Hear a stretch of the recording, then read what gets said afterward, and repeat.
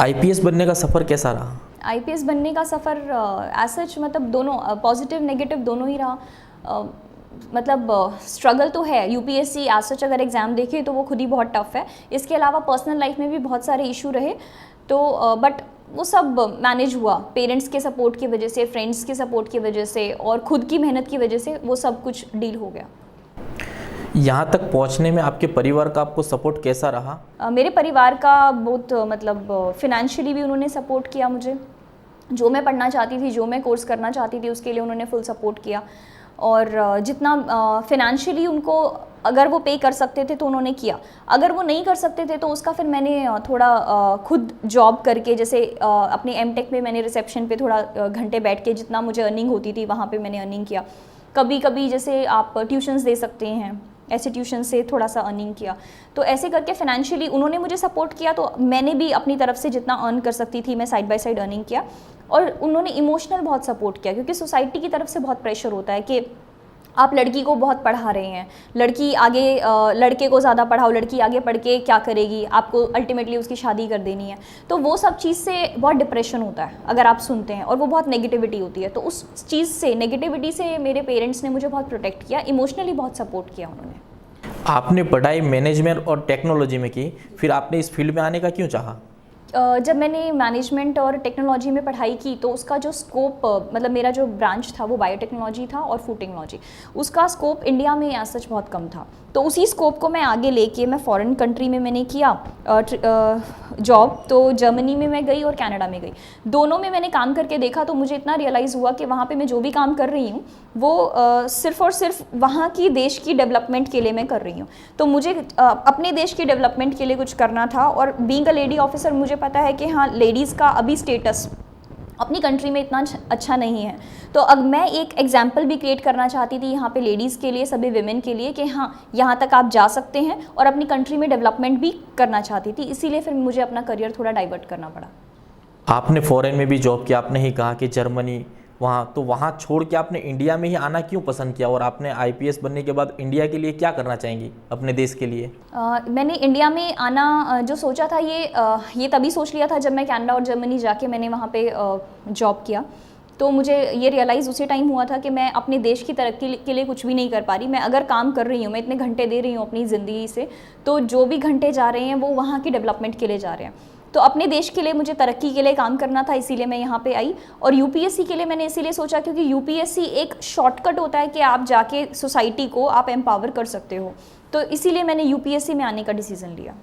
IPS बनते ही sir आपका थराद में पहला पोस्टिंग, किस नज़रिए से देखते हैं आप? ये बहुत अच्छी अपॉर्चुनिटी है क्योंकि थराद जोग्राफिकली बहुत वाइड एरिया है, तो यहाँ पे सीखने को मुझे बहुत मिलेगा। और दूसरा, थराद का जो बॉर्डर लगता है वो एक इंटरनेशनल बॉर्डर पाकिस्तान से लगता है और राजस्थान से। तो यहाँ पे जो मेन इशू इंटरनेशनल बॉर्डर के, वो भी मुझे सीखने को मिलेगा। थराद एज सच अगर हम देखें तो यहाँ पे काफ़ी सारे क्राइम्स हैं, प्रोहिबिशन से रिलेटेड सबसे ज़्यादा क्राइम यहाँ पे मिलेगा। कितने भी अगर ट्रक्स या कोई भी अगर व्हीकल एंटर करता है तो वो थराद साइड से एंटर करता है, राजस्थान बाउंड्री से। तो उसको रोकने के लिए हम काफ़ी एक्सपेरिमेंट कर सकते हैं।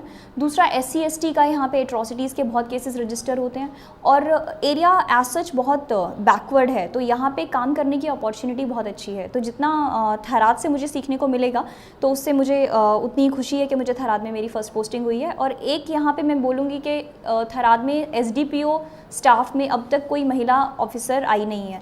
तो ये भी मेरे लिए एक चैलेंज है कि पहली मैं महिला ऑफिसर यहाँ पे थराद में पोस्टेड हुई हूँ। इसको मैं एक अपॉर्चुनिटी की तरह लेती हूँ। थराद में पहला पोस्टिंग होने के बाद आपने किस प्रकार से, आपका काम करने का तरीका क्या है? आपने अभी तक गुनहगारों को क्या मैसेज देना चाहती है? अभी तक कौन कौन से आपने रेड किए? थराद में जब मेरा पोस्टिंग हुआ तो मुझे जो कंप्लेंट्स आई, जितने भी इश्यूज़ रहे, तो मैंने उसमें बहुत स्विफ्ट एक्शन लिया। तो जैसे अगर कोई मुझे बोलता है कि यहाँ पे दारू चल रहा है, तो उसमें मैं खुद अपने स्टाफ के साथ रेड करने के लिए जाती हूँ। दूसरा, यहाँ पे मुझे जो इन्फॉर्मेशन मिली NDPS का, नारकोटिक्स का, तो एक टेम्पल से जो यहाँ के पुजारी थे वो गांजा का पूरे थराद में सप्लाई करते थे। जैसे ही मुझे इन्फॉर्मेशन मिली, विदिन 1 आवर मैंने अपने टीम को रेडी करके और SOG को इन्फॉर्म करके उनके साथ रेड किया। और तीसरा जो प्रोस्टिट्यूशन हाउस पे का जो लास्ट के 4-5 ईयर्स से चल रहा था, तो उसके लिए मैंने खुद अपने स्टाफ के साथ रेड किया। तो अगर मेरे पास कोई सीरियस कंप्लेंट आती है तो उसको मैं खुद पर्सनली अपने स्टाफ के साथ जाके रेड करती हूँ और डील करती हूँ। तो मेरा काम करने का तरीका है कि आप अगर मुझे कुछ भी इन्फॉर्मेशन देंगे, पहले तो मैं पब्लिक के साथ बहुत फ्रेंडली हूँ, तो पब्लिक मुझसे आके कभी भी मिल सकती है, कोई भी इन्फॉर्मेशन दे सकती है। और अगर मुझे किसी भी इन्फॉर्मेशन का एग्जैक्ट मुझे प्लान वर्कआउट करना है तो मैं अपने स्टाफ को इन्फॉर्म करती हूँ कि ऐसा इशू है, और हम सब स्टाफ मिलके प्लान करते हैं और फिर उसका एक्शन करते हैं। पिछले दिनों में आपने एक जिस्म फरोशी के धंधे का एक पर्दाफाश किया था, उसको आपने सक्सेस रेट बनाया, उसमें आपको क्या दिक्कत हुई और किस तरह उस रेट सक्सेस गई? जो ये प्रोस्टिट्यूशन हाउस जो चल रहा था जिसको रेड किया, इनका जो मॉडस ऑपरेंडी था वो बहुत कॉम्प्लिकेटेड था कि ये फ़ोन से ही इन्फॉर्म करते हैं और फ़ोन से कस्टमर को भी बुलाते हैं, और अगर कोई लड़कियां किसी को बाहर से बुलाना है तो भी इनका व्हाट्सएप कॉल से चलता है। तो CDR से और जस्ट अगर हम इन पे वॉच रखें तो उससे बहुत इम्पॉसिबल था। दूसरा, इनका एक जो मॉडस ऑपरेंडी का तरीका इनका ये था कि जो इनके लिंक हैं, 3 या 4 लोग थे जिनसे वो लिंक करके कस्टमर को इन्वॉल्व करते हैं। इनका जो पहले से एस्टैब्लिश्ड नेटवर्क है उसके अलावा ये किसी को आने नहीं देते, उससे कांटेक्ट करना बहुत मुश्किल रहा। तो उनके जो एस्टैब्लिश्ड कस्टमर में से किसी एक से कांटेक्ट करके उनको रिक्वेस्ट करके एक हमने डमी कस्टमर को भेजा। वहाँ फिर पूरा हमने 2 टीम्स रेडी की पुलिस की, और 2 उनका पूरा घर का स्ट्रक्चर देखा। उसके घर में 2 दरवाजे थे, एक पीछे और एक आगे, दोनों साइड हमने अपनी टीम को रखा, और जैसे ही हमें सिग्नल मिला अपने डमी कस्टमर से तो दोनों साइड से रेड किया और हम तभी सक्सेसफुल इसमें हो पाए। और वो सरप्राइज रेड था, इसीलिए उनको अपने फ़ोन से डेटा डिलीट करने का टाइम